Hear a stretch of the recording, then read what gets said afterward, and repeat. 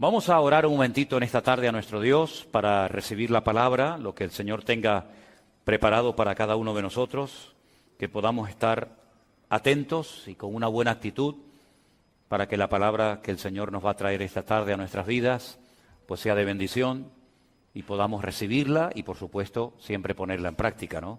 Que de eso se trata. Te damos muchas gracias, Señor, por este privilegio, esta gran oportunidad que nos estás brindando en esta tarde de poder congregarnos una vez más, de poder llegar a muchos hogares, a muchas vidas que también están en este momento pendientes en sus hogares, en sus sitios donde viven, de recibir la palabra.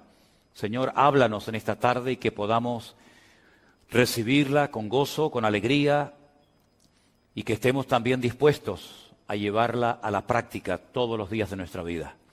Ponemos este tiempo en tus manos, en el bendito nombre de Jesús. Amén y amén. Quiero llevarles a la carta de Santiago. Está casi al final de la Biblia, antes de las cartas de Pedro. En el capítulo 5 de la carta de Santiago, yo voy a arrancar la lectura en esta tarde a partir del versículo número 13. Pero del que realmente vamos a hablar va a ser del versículo 16. Pero, repito, vamos a arrancar a partir del versículo 13. Versículo que, por cierto, está lleno de preguntas, y la primera de ellas es: ¿está alguno entre vosotros afligido? Aquí dice la Biblia lo que tiene que hacer. ¿Qué tiene que hacer? Haga oración. Luego, se da por sentado que un creyente en un momento puntual de la vida puede estar afligido. Porque si ningún cristiano pudiera estar afligido o estuviera prohibido estar afligido, la Biblia pues nos diría prohibido afligirse. Sin embargo, al afligido, la Biblia le dice lo que tiene que hacer: ponerse a orar. Y si el Señor dice que al afligido lo que se le tiene que decir es que ore, es porque la Biblia sabe que ese es el antídoto y la solución para el problema de aflicción que esté pasando ese hermano o esa hermana. La siguiente pregunta es: ¿está alguno alegre? Porque también hay momentos puntuales en la vida en los que podemos estar tremendamente alegres, ¿sí o no? No solamente afligidos. Bueno, pues al que está alegre le dice el Señor en su palabra: póngase a cantar alabanzas, no a cantar cualquier letra, no, cantar alabanzas, canciones bíblicas que conforten el corazón. La siguiente pregunta: ¿está alguno enfermo entre vosotros? Lo cual quiere decir que podemos estar afligidos, podemos estar alegres y también en un momento puntual de nuestras vidas podemos estar enfermos. ¿Y qué dice al enfermo? Llame a los ancianos de la iglesia, oren por él, únjanlo con aceite en el nombre del Señor. Es decir, que para todo hay solución, para todo, para el afligido, para el alegre, para el enfermo. No hay un vacío. No se dice, bueno, pues te aguantas, ¿no? Te quedas como estás. Sino que a cada persona, en cada circunstancia de la vida en la que se encuentre, hay una respuesta bíblica. Y ahora, para recalcar la importancia de la oración, en el verso 15 dice: y la oración de fe salvará al enfermo, y el Señor lo levantará, y si hubiere cometido pecados, le serán perdonados. Ahora, en el mundo del judaísmo, no solamente en la época del Señor Jesucristo, sino hoy en día, ellos creen totalmente convencidos que toda persona que está pasando por una aflicción o por una enfermedad es porque ha cometido algún pecado. No siempre es así. No siempre es así. No empiecen algunos a decir, bueno, entonces si estoy enfermo es que he pecado. Y si estoy en un momento de aflicción es porque he pecado. A veces sí, pero otras veces no. ¿Qué pecado había cometido Job? Si alguien en esta vida fue afligido, sin lugar a dudas fue Job. Y los amigos que vinieron teóricamente, supuestamente a consolarlo, no daban crédito y decían: ¿cómo es posible que si tú eres tan justo y eres tan bueno, ¿cómo es posible que estés enfermo? ¿Y cómo es posible que se hayan muerto todos tus hijos? ¿Y cómo es posible que tu esposa se haya puesto en tu contra? ¿Y cómo es posible que te hayas arruinado? Y no daban crédito y siempre decían, bueno, a lo mejor no eres tan bueno como aparentabas o como decías ser. A lo mejor hay algo oculto que nadie sabe, pero que Dios sí, y entonces te estás castigando por eso. Porque, repito, dentro de la cultura del judaísmo siempre se asocia enfermedad y aflicción con pecado. Pero creo que he sido lo suficientemente claro y he hablado del hombre que más aflicciones pasó en esta vida y no fue porque cometió un pecado que estaba oculto y que solamente Dios conocía. Y si no te vale el ejemplo de Job, pues te voy a hablar de Cristo. El Señor Jesucristo dijo, mi alma hoy está triste hasta la muerte.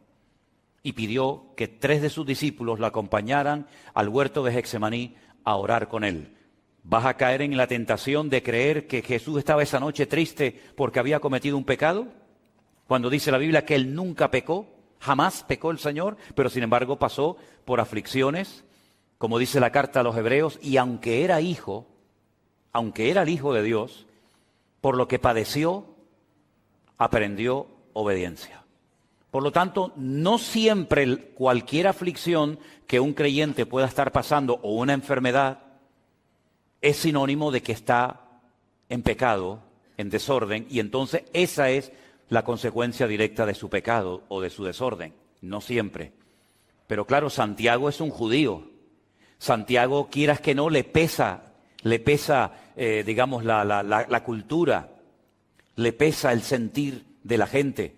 Fíjate hasta qué punto los judíos asociaban el pecado con la enfermedad, o la enfermedad con el pecado, que una vez el Señor Jesucristo, dice la Biblia, que estaba en una casa abarrotada de gente, la gente no podía entrar a causa de la multitud, pero fuera había un enfermo, ¿se acuerdan?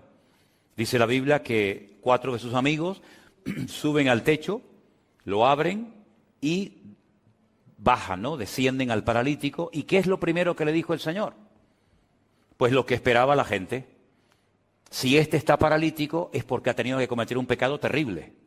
Entonces el Señor, ¿qué es lo primero que hace para que se queden tranquilos? Hijo, tus pecados te son perdonados. Y después lo sanó, no al revés. No lo sanó y después le perdonó los pecados. Y lo arregla por dentro, le limpia su alma, sus pecados, y a continuación lo sana. Como para cumplir un poco con la norma de la época.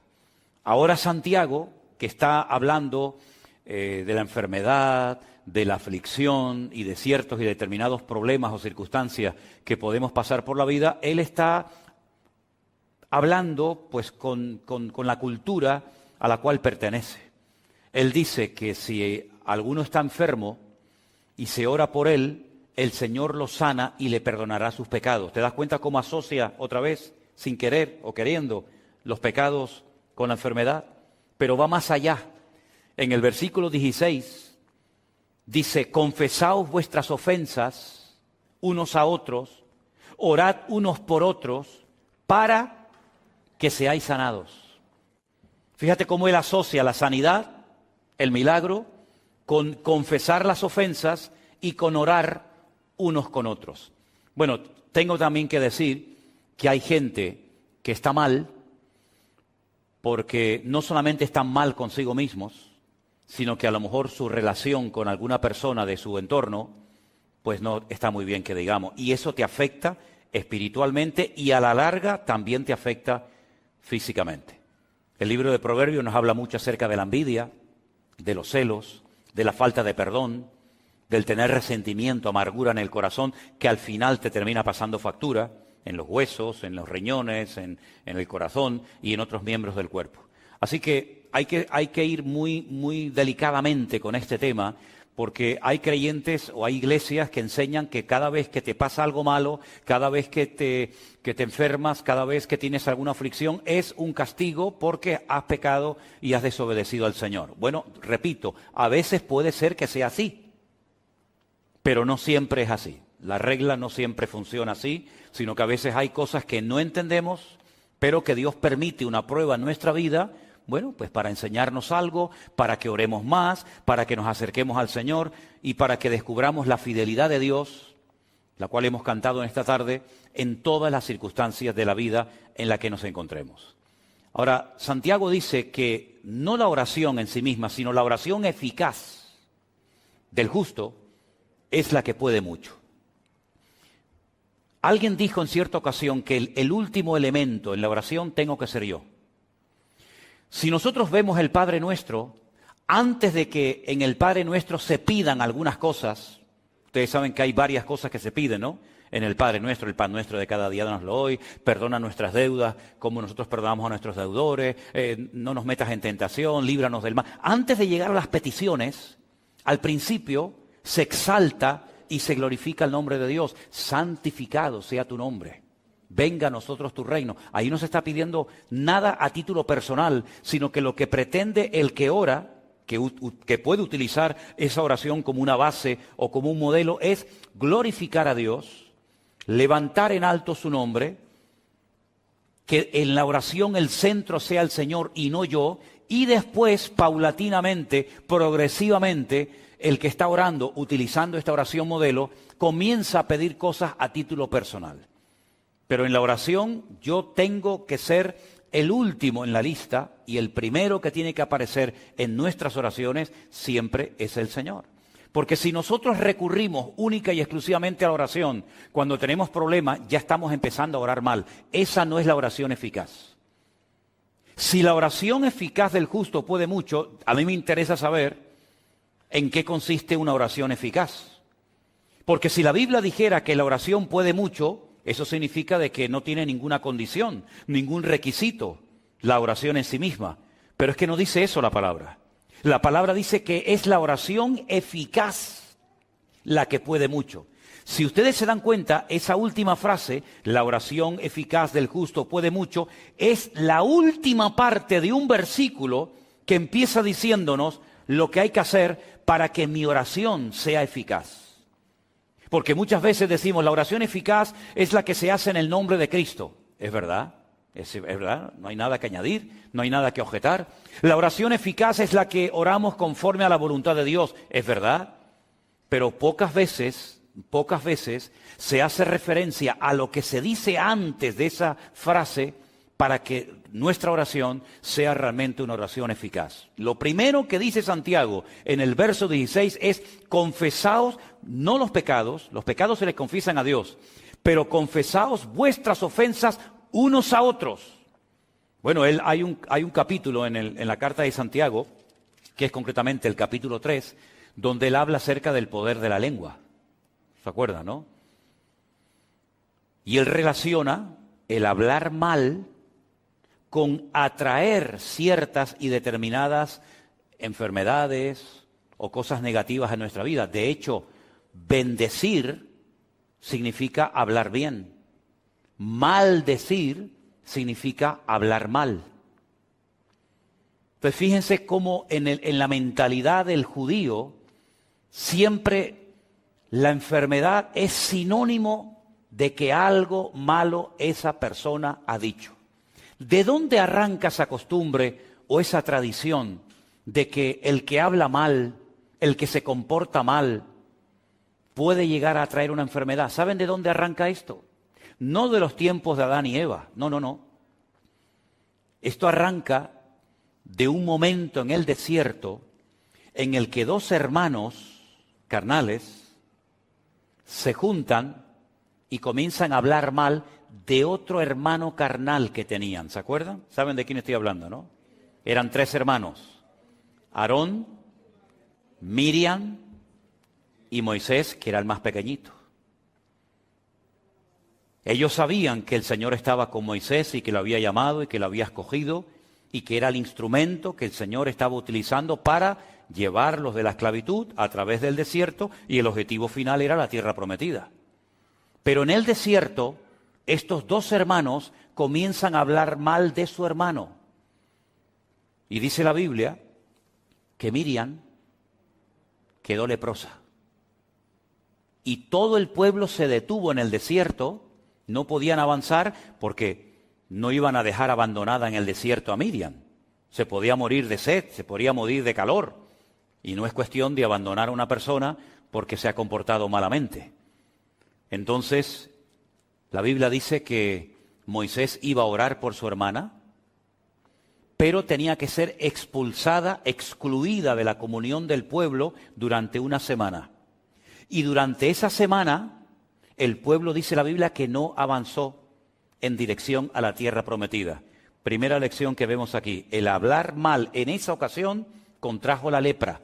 Por eso los judíos, cuando hablan de las enfermedades, y hay miles de enfermedades, dicen que las personas que tienen problemas de la piel, todas las enfermedades de la piel tienen que ver con la mala forma de hablar.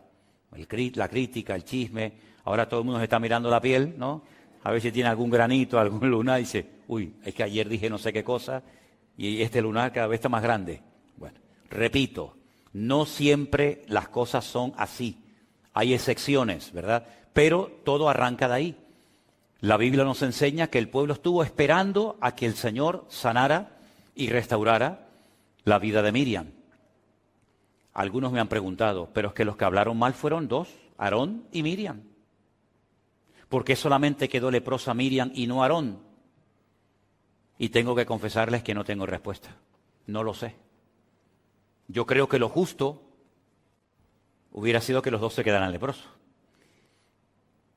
Pero a lo mejor fue Miriam, al ser la hermana mayor, la que en vez de ser un ejemplo a su hermano Aarón, le dio un mal ejemplo y lo arrastró a una crítica, porque parece como que Miriam fue la que movió o dio pie a la crítica, y entonces tú empezaste y contigo el Señor pues tiene que tratarte de una manera diferente para que tu hermano Aarón vea el ejemplo.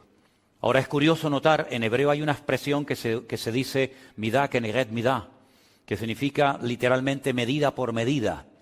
Una de las cosas que se enseña y se dice constantemente en el pueblo de Israel es esta expresión, medida por medida, midá keneged midá. Y es como lo que nosotros decimos, lo que siembras es lo que cosechas, más o menos así. ¿Quién fue la persona que estuvo esperando qué iba a pasar con el destino, con la vida de Moisés? Cuando llegan y lo ponen en el río Nilo, en aquellas cestitas, ¿se acuerdan? Pues bueno, en principio la idea era que se salvara, pero podía morir en cualquier momento. ¿Quién estuvo esperando allí tranquilamente, viendo, observando lo que le pasaría a su hermanito? ¿Quién estuvo viendo allí? Miriam. Estuvo esperando y no se fue hasta que la hija del faraón llegó y dice, ¡ay, qué niño tan hermoso! Dice, ¡qué niño hermoso! Cogió y se lo llevó y lo adoptó como si fuera un hijo suyo.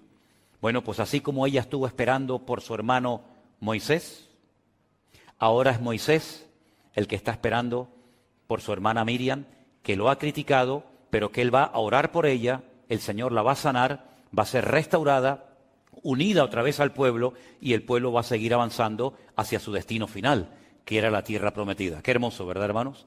Ahora, fijaros cómo tan arraigado estaba el tema de la enfermedad con el pecado, que un día los discípulos de Cristo iban caminando por la calle y encontraron a un hombre que era ciego de nacimiento, porque había gente que habían tenido buena vista, pero que habían perdido la vista. Por eso hay algunas personas que no le piden al Señor ver por primera vez, sino recuperar la vista que habían perdido, como por ejemplo el patriarca Isaac. Isaac no siempre fue ciego. Isaac fue ciego cuando ya era viejito, cuando era mayor, pero él vio perfectamente durante mucho tiempo. Pero cuando ven a este hombre ciego de nacimiento, le dicen al Señor, Señor, ¿quién pecó? ¿Este o su padre, para que este hombre haya nacido con esta terrible enfermedad de la ceguera desde su más tierna infancia? Y el Señor le dice, es que no van por ahí los tiros, queridos. Este hombre no es ciego, este hombre no está enfermo, porque su padre cometió un pecado y ahora el hijo está llevando el pecado del padre. Ni siquiera él ha cometido un pecado para que tenga este castigo. No. ¿Saben por qué este hombre ha nacido así? Y claro, ellos no tienen respuesta, porque ellos asociaban enfermedad con pecado, pecado con enfermedad. Pero cuando el Señor le dicen, ¿sabéis por qué este hombre ha nacido ciego? Ellos no tienen respuesta, porque nadie enseñaba eso. Dice, este hombre ha nacido así para que la gloria de Dios se manifieste en él. Y se den cuenta ustedes que esos argumentos que ustedes tienen no siempre son acertados, no siempre son correctos, sino que aquí hay una excepción, ¿verdad? Y esta excepción es que yo estoy aquí para ser glorificado en la vida de este hombre. Pero Santiago, como es judío, él dice, para que una oración sea eficaz, lo primero que tiene que haber es que se arreglen las relaciones interpersonales entre los hermanos. Es decir, que se confiesen las ofensas, que se arreglen los hermanos, y entonces una vez que ya se han confesado, que ya se han puesto en orden otra vez, orar el uno por el otro, y entonces viene la sanidad. Fíjate qué curioso cómo a veces en nuestra vida, sin darnos cuenta, la cultura, la educación que hemos recibido, el trasfondo religioso del que venimos, el país del que venimos, etcétera, etcétera, cómo en un momento determinado en nuestra forma de orar, en nuestra forma de predicar, en nuestra forma de vivir la vida, puede en un momento determinado ejercer una influencia tan grande que Santiago dice, sí, la oración eficaz del justo puede mucho, pero un momento, primero hay que pedir perdón, luego hay que orar, tenemos que llevarnos bien entre nosotros y luego la oración es eficaz, pero antes no. Bueno, yo creo, sinceramente, con todo mi corazón, que la oración, por supuesto, es el antídoto y la respuesta divina, la respuesta celestial para muchos males de la vida, pero creo que también, y pocas veces, o yo personalmente nunca he escuchado a nadie, que diga que la oración es una escuela. La oración es una escuela y quiero explicarme. ¿Por qué oramos nosotros? ¿Por qué oramos? Porque cuando generalmente oramos por algo, es porque ese algo, por nosotros mismos, no lo podemos conseguir, ¿sí o no? Si yo, por ejemplo, tuviera que pintar la pared de la iglesia, y yo puedo por mí mismo pintar la pared de la iglesia, pues yo vengo, cojo el rodillo y pinto. Si yo puedo salir a la calle y hacer cualquier cosa por mí mismo, instintivamente lo vamos a hacer. Pero la oración me enseña a depender de Dios. Porque hay cosas, como cristiano, por mucho conocimiento bíblico que usted pueda tener, por muchos años que lleve en la iglesia, por mucho tiempo que lleves en el ministerio predicando la palabra, hay un momento en el que tú dices, yo me siento incapaz, totalmente impotente de solucionar este problema. Por ejemplo, hace poco prediqué de Jairo. ¿Se acuerdan de Jairo, el principal de la sinagoga de Jericó? Ese hombre sabía la Biblia de memoria. Era un rabino, era una persona con influencia, una persona que daba consejos a casadas, a solteros, a viudos, a matrimonios. Pero hay un momento en el que él tiene un problema familiar que su religión, su conocimiento, su experiencia en la vida no le ayudan. ¿Y a quién tiene que ir? A buscar ayuda al maestro. Si él pudiera en ese momento haber solucionado el problema con la niña que estaba enferma, que después sabemos que murió, nunca hubiera recurrido al Señor. Pero la enfermedad de su hija, posteriormente la muerte de su hija, lo impulsa a buscar al Señor. Y ahí hay una lección muy importante. Nosotros dependemos en la vida para todo de nuestro Señor Jesucristo. El único que no necesita de nada ni de nadie es nuestro Dios. Pero nosotros muchas veces a lo largo de nuestra vida vamos a tener que orar, no solamente para dar gracias, sino para pedir misericordia, para pedir sanidad, para pedir sabiduría y tantas cosas que no vamos a poder obtener por nosotros mismos. Esa es la primera lección de la escuela, del taller de la oración, la dependencia que tenemos del Señor. Segunda lección, ¿por qué oramos? Porque sabemos que Dios nos oye, ¿sí o no? Si nosotros supiéramos que Dios no nos va a oír, seguramente no oraríamos, ¿sí o no? ¿Sí o no? Pero dice la Biblia, esta es la confianza que tenemos en Él, que si pedimos alguna cosa conforme a su voluntad, sabemos que Él nos oye. Y si sabemos que Él nos oye, tenemos las peticiones que le hayamos hecho. Segunda lección, nuestro Dios nos oye porque no es un Dios sordo. Esto que para nosotros es normal, orar por la comida, orar por un hijo que se va a la escuela, orar por un principio de un culto, orar por cualquier actividad, esto ya lo hemos aprendido y lo tenemos tan interiorizado que para nosotros no es ningún problema saber que cuando oramos al Señor, el Señor está oyendo nuestra oración. Tercera lección que enseña la oración, que Dios no solamente me oye, sino que Dios responde. Y hay muchas pruebas y testimonios, yo creo que aquí entre nosotros y los hermanos que nos están viendo esta noche en sus hogares, que nuestro Dios no solamente nos oye, sino que nuestro Dios nos responde. ¿Hay alguien aquí que en algún momento de su vida pidió al Señor algo y el Señor se lo concedió? Entonces es algo que no hace falta enfatizar demasiado, porque todos sabemos perfectamente que Dios no solamente oye, sino que Dios también responde a nuestras oraciones. Entonces todo esto que les acabo de decir, el confesar los pecados, el no tener nada con ningún hermano o hermana, el orar los unos por los otros, todo esto son los ingredientes que me permiten a mí después ir a orar y saber que esa oración Dios la oye, Dios la responde y es una oración eficaz, es una oración efectiva. No es una oración que es una pérdida de tiempo, sino es una oración que obtiene los resultados por los cuales se hizo tal oración. ¿Se dan cuenta? El Señor Jesucristo, cuando está en el cementerio donde está enterrado Lázaro, ¿qué dijo? Padre, gracias te doy porque sé que siempre me oyes.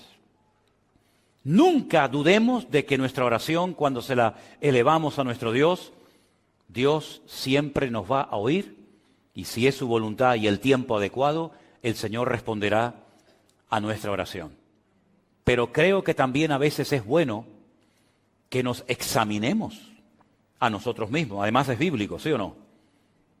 Cuando celebramos la Santa Cena solemos leer esos versículos de 1 de Corintios que dice, probaos a vosotros mismos para que no seáis juzgados. Examinaos a vosotros mismos. Y en ese contexto de probarnos, en ese contexto de examinarnos a nosotros mismos, Pablo por ahí mete la idea y dice, porque por haber tomado indignamente el cuerpo y la sangre del Señor, muchos duermen, muchos hay débiles entre vosotros y hay muchos enfermos.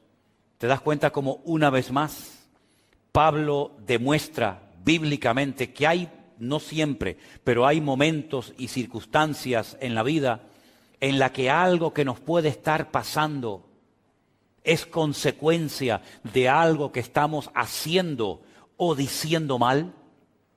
Porque, repito, bendecir es hablar bien y maldecir es hablar mal. Por eso Santiago dice, la boca es como una fuente. Y una fuente, no existe en el mundo una fuente que echa agua dulce y al mismo tiempo agua salada.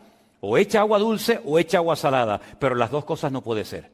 Y Santiago dice que a veces en nuestras lenguas, en nuestro vocabulario, en nuestra forma de hablar, salen palabras adecuadas y salen palabras inadecuadas o incorrectas. Y eso es lo que muchas veces paraliza, permítame la expresión, congela la oración.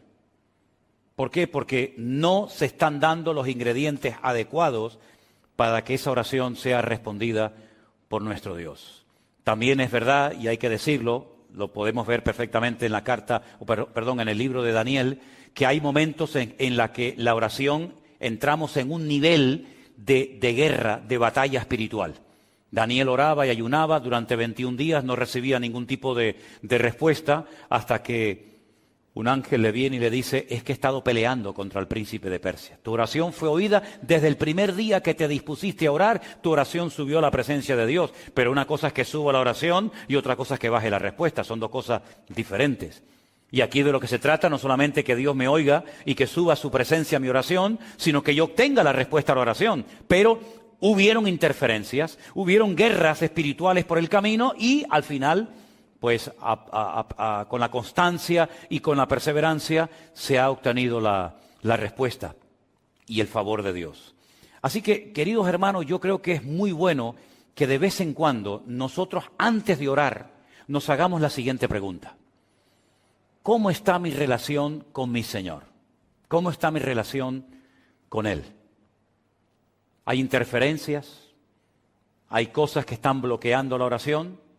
Mire, le voy a poner un ejemplo. Pedro dice que hay oraciones que están siendo intersectadas, tienen interferencias, no son efectivas. Y habla, por ejemplo, del matrimonio. Dice, no tratéis ásperamente a vuestras mujeres, lógicamente se refiere a los maridos, ¿no? A los que están casados. No tratéis ásperamente a vuestras mujeres. ¿Y qué dice? ¿Alguien sabe lo que dice lo siguiente del versículo? Exactamente. Para que vuestras oraciones no tengan estorbo. Y uno dice, ¿qué tiene que ver que yo haya discutido o peleado con mi mujer hace 10 minutos para después ir a la presencia del Señor y orar? ¿Es que Dios no me va a responder a mi oración? ¿La respuesta cuál es? No. ¿Pero por qué no? Porque ya te lo estoy diciendo. Porque has dejado a una persona herida, has dejado a una persona humillada, llámese esposa, hijo, marido, amigo, quien sea, has roto todo esto, has hecho un desastre y después te vas con toda tu cara a la presencia del Señor. Señor, respóndeme, Señor, ayúdame. Y el Señor dice, no, esto no funciona así. Esto no funciona así, querido. Si en el altar te acuerdas de que algo hay contra un hermano contra ti, deje su ofrenda en el altar, no pasa nada, no se la va a llevar nadie. Yo le espero. Vaya, reconcíliese con su hermano y una vez que haya arreglado su relación horizontal, venga a mi presencia y verticalmente las cosas van a fluir con toda naturalidad. Amén, hermanos. Parece fácil, ¿no? Pero es más fácil confesarle los pecados a Dios que pedirle perdón a un hermano. ¿Sí o no? Bueno, algunos dirán, a mí no me cuesta. Bueno, pues me alegro mucho y lo felicito. Pero esto es así como funciona. La oración no es tocar un botón y Dios tiene que responderme a todo lo que pido y a todos mis caprichos y a todos mis deseos, sino que a veces hay cosas que están afectando y tú te tienes que parar y honestamente decir, Señor, llevo mucho tiempo orando por esto, ¿Es que acaso Dios necesita 20 años para responderme a esta oración? Cuando aquel hombre le dijo al Señor, Señor, no hace falta ni que vengas a mi casa. ¿Para qué? Di la palabra. Con que digas la palabra, con que des la orden, problema solucionado. Y el Señor le dijo, en todo Israel he encontrado un hombre con tanta fe como este. Porque este hombre entiende el concepto de autoridad. Y él lo que sabe es que si yo doy la orden, automáticamente su criado será sanado. Entonces mi pregunta es, ¿y si yo le estoy pidiendo al Señor por algo y el Señor no da la orden y pasa un tiempo y otro tiempo y sigo y no hay respuesta? Yo creo que deberíamos de pararnos como cristianos mínimamente maduros que somos y preguntarnos, Señor, ¿hay alguna interferencia? ¿Hay algo que a lo mejor esté haciendo mal? ¿Algo que no me acuerdo y que está impidiendo que me llegue la respuesta a esta petición que llevo tanto tiempo haciéndote? Y si somos honestos, a lo mejor el Señor nos dice, mira, ay, no me acordaba yo de eso. ¿Saben que una vez le pasó a un gran hombre de Dios esto? Dios le había dado una gran promesa a un hombre de Dios y la promesa era la siguiente: todo lugar que pise la planta de tu pie, te lo daré a ti y a tu descendencia. Está claro, ¿no? Promesa maravillosa. Todo lo que pise la planta de mi pie, por supuesto dentro del territorio que Dios me ha designado, Dios me lo dará. Nadie te podrá hacer frente en todos los días de tu vida. Y si dudas que mi siervo Moisés se llevó la presencia de Dios a la otra vida y tú tienes menos, como estuve con Moisés, estaré contigo. Bueno, la promesa maravillosa. Atacan la ciudad de Jericó, la ciudad cae conquistada inmediatamente. Una victoria contundente para la gloria del Señor. Hasta todavía seguimos predicando de la victoria de Jericó, a pesar de que han pasado miles de años. Pocos días después se van a un pequeño pueblecito llamado Hai, son derrotados, son humillados, hombres perdieron la vida, niños llorando porque su papá murió, mujeres viudas, un desastre. Josué se rasga las vestiduras y dice, aquí hay algo que no me encaja. Tú me dijiste que ibas a estar conmigo todos los días como estuviste con Moisés. Yo no me inventé eso es una promesa que tú me diste a mí. Tú me dijiste a mí que tú me vas a ayudar y que todo lugar que pise la planta de mi pie va a ser nuestro. Pues aquí algo ha fallado. Aquí no se ha cumplido la palabra. Un día me ayudas y otro día veo derrota. Un día estoy en la gloria y otro día bajo los infiernos. Algo ha pasado aquí. Él no sabía lo que había pasado. De hecho, no era él el que había cometido el pecado, sino alguien de su pueblo había cometido un pecado, un tal Acán, ¿se acuerdan? Y el Señor le dice, es que esto tiene solución. Todo tiene solución, todo. Dile al pueblo que mañana por la mañana se levanten y empiecen a pasar uno detrás de otro en fila india delante de ti. Y yo te voy a decir lo que pasa. Tú ahora mismo no te enteras, estás preocupado, estás nervioso, a lo mejor hasta un poco enfadado, pero yo te voy a dar una lección mañana por la mañana. Espera, tranquilo. Todo el pueblo comienza a desfilar, tribu por tribu, familia por familia, hasta que el Señor dice, alto, para esa familia, sepáralos. Separó a toda una familia, los demás se pueden marchar. Quédese esta familia. Padre, madre, hijo, sobrino. De esta familia hay uno que el otro día hizo cuando fue a Jericó algo que yo había prohibido que se hiciera. Y ha traído esta maldición al pueblo. Y les dijo, ese es. Una vez que esta persona fue quitada del pueblo, ahora vayan mañana a pelear contra Jai o contra quien quieran y van a ver la bendición de Dios. Estas cosas solamente ocurrían en el Antiguo Testamento, en aquellos tiempos de Josué, de Moisés, de David. ¿O pueden ocurrir hoy en día? Por supuesto que sí. ¿Cuántas veces, queridos hermanos, nos hemos visto a lo mejor afectados? Porque hay personas que, como somos un cuerpo, porque la Biblia dice que la iglesia es el cuerpo de Cristo, oiga, si yo tengo un problema en la pierna, pues lo tiene todo el cuerpo. Y si yo tengo un problema en la vista, lo tiene todo el cuerpo. No es que el miembro va por su cuenta, no, es que nos afecta a todos, tanto lo bueno como lo malo. Y el Señor le dio una lección tremenda a Moisés cuando le dijo, saca a tu hermana del pueblo hasta que sea restaurada, hasta que yo la vuelva a sanar. Quiten a Acán del camino, del pueblo. Y cuando ustedes hagan su parte, cuando ustedes cumplan con todos los requisitos, la oración eficaz del justo podrá mucho. Pero no es la oración así en plan genérico la que funciona, sino aquella que antes de armarla, antes de pronunciarla y presentarla delante del Señor, es como un paquete, ¿no? Es como si yo voy a traerte algo y quiero que vaya lo mejor presentado posible. Yo no puedo llevar todo a pedazos. Me llevo mal con este, no hablo con la otra. Hice este mal testimonio, cometí este pecado, pero bueno, igualmente yo le llevo este destrozo al Señor, se lo llevo y le digo, y el Señor dice, no me traigas así no puedes venir a mi presencia. Como aquel hombre que dice que estaba un día en la boda, mal vestido, y le dicen, ese hombre que hace ahí mal vestido, hoy tiene que venir vestido de una forma diferente y viene de una forma indecorosa, saquen a ese hombre de aquí, porque no viene para la ocasión, preparado. Exactamente es igual. Oye, que nos vamos a presentar no a un Señor normal y corriente, nos vamos a presentar ante un Dios santo que demanda orden y obediencia por nuestra parte. Y cuando yo vengo delante de Dios, una cosa es que yo venga con mi vida destrozada, ¿verdad? Y otra cosa es que yo ahora como creyente yo pretenda que venga delante de Dios con mi vida patas arriba, en desorden, en rebeldía, en desobediencia, y encima pretenda que Dios me arregle la vida en 5 minutos. Hermano, mira, te voy a decir algo y sinceramente te lo digo. Esto no funciona así. Esto no funciona así. Claro, al principio, cuando uno empieza en los caminos del Señor, pues, oye, uno hace las cosas por inercia, ¿no? Uno piensa que... Pero después de un tiempo, uno se tiene que parar y decir, Señor, la oración es algo muy serio, ¿eh? La oración es algo muy serio. La oración es conectarme con Dios, hablarle sinceramente a mi Señor, y yo sé positivamente que yo estoy llevando en este momento de mi vida, pues yo qué sé, una doble vida, una doble moral, soy una cosa aquí, otra cosa allá, y eso nos debería de dar temor, respeto, como leíamos el otro día en el libro de los Hechos, que las iglesias eran edificadas, eran fortalecidas en el poder del Espíritu Santo, ¿pero por qué? Porque había paz entre ellos. Y porque dice la Biblia que andaban en el temor de Dios. ¿Se acuerdan? Las iglesias tenían paz, andaban en el temor de Dios y automáticamente el Espíritu Santo se movía.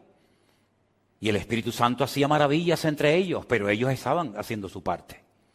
Cuando las cosas no se hacían correctamente, automáticamente la bendición se detenía, la bendición se paraba, no porque Dios no quisiera bendecir, sino porque no se daban las condiciones para que el Señor obrara sorprendentemente para ese pueblo. Voy a ponerles un ejemplo más. La Biblia dice que Jesús fundía Nazaret, el pueblo donde se había criado. Todo el mundo lo conocía. Y dice literalmente la Biblia, y no pudo hacer milagros en Nazaret. ¿Cómo? No pudo. ¿Qué le pasó? ¿Qué le pasó al Señor ese día? Que no pudo. Podían en Capernaum y no en Nazaret. Cosa más rara. ¿Qué pasaba en Nazaret? Y dice el versículo siguiente, a causa de la incredulidad de ellos. Ah, ahora entiendo. Es decir, que si no hay fe, si hay desconfianza, si hay incredulidad, ¿Dios no puede operar? No es que Dios no pueda operar, es que Dios ha puesto unas condiciones encima de la mesa, hermanos. Y las condiciones que Dios pone son para nuestro beneficio. Y son las condiciones que Él ha puesto para enseñarnos a vivir una vida cristiana ordenada y no una vida cristiana a nuestro aire, donde todo vale y no pasa nada. ¿Cómo que no pasa nada? Claro que pasa, mi querido hermano.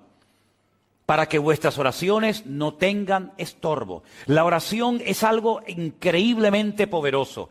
Yo creo que es una de las cosas más hermosas que Dios le ha dado al creyente. Sinceramente. Y como lo he dicho en muchas ocasiones, lo vuelvo a repetir ahora. Puedes orar de pie, puedes orar sentado, puedes orar en un avión, puedes orar en un barco, puedes orar de día, de noche, en la postura que quieras. Y Dios siempre te va a oír, pero para que sea una oración eficaz, una oración que obtenga resultados, una oración que glorifique a Dios, tiene que ser una oración según el modelo bíblico. Y yo recomendaría a los que quieren ahondar un poquito más en esto, que lean las oraciones que se hacían en la Biblia. Por ejemplo, hay una oración preciosa que Esdras hace en el libro de Esdras. Léanla, es tremenda. Las oraciones que hacía Daniel, las oraciones que hacía Cristo, no solamente la del Padre Nuestro, la de Juan 17, por ejemplo, una oración tremenda. La oración, por ejemplo, que hace Pablo, que está escrita en la carta de Pablo a los Efesios. Sí, hay muchas oraciones y los salmos, en los salmos hay muchísimas oraciones. Leyendo todas esas oraciones y viendo cómo esa gente oraba, cómo glorificaban a Dios, cómo preparaban el terreno antes de entrar a la petición, cómo exaltaban y glorificaban el nombre de Dios, sus proezas, sus maravillas, sus milagros. Y al final, casi al final de la oración, presentaban su petición, su dolor, su carga, su emoción, su sentimiento. Uno puede llegar a aprender muchísimo. Así que vamos a dejarnos enseñar e instruir por el Señor, no solamente a través de la palabra, cosa que tenemos clarísimo que hace, sino que, repito, para mí la oración es una escuela. Porque hay oraciones que Dios responde más rápido que otro. ¿Qué ingredientes tiene que tener la oración? ¿Qué estorbos puede tener la oración que me impiden obtener la respuesta a mi petición delante del Señor? Etcétera, etcétera. Y creo que también es bueno, y termino, ver que hay oraciones que para que sean no oídas, siempre las oye, para que sean respondidas por el Señor, hay un factor de vital importancia. Que hay algunos que lo quieren apartar, pero no lo apartes porque tampoco funciona. Y es el factor tiempo. Hay oraciones que en este momento Dios no te puede responder porque no estás preparada o preparado para recibir semejante bendición o semejante respuesta. Es como si una mujer embarazada le pide al Señor, Señor, yo quiero que salga el niño ya. Quiero verlo ya, no aguanto más. ¿Cuánto tiempo llevas de embarazada? 3 meses y medio. No ores así, no ores así. Porque si Dios responde a tu oración, el niño va a nacer muerto. Se puede morir. Tienes que aprender a esperar. Pero es que ya llevo 3 meses. Bueno, pero aún te queda. Aún te queda. No está formado. No está formado, se está formando poquito a poco, pobrecito. Ahora una cosita, mañana la otra. Si tuvieras el niño ahora, tendrías un monstruo, tendrías un niño que no está preparado para la vida. Y para cumplir tu capricho y para que te quedes contenta, tengo que hacerle un daño.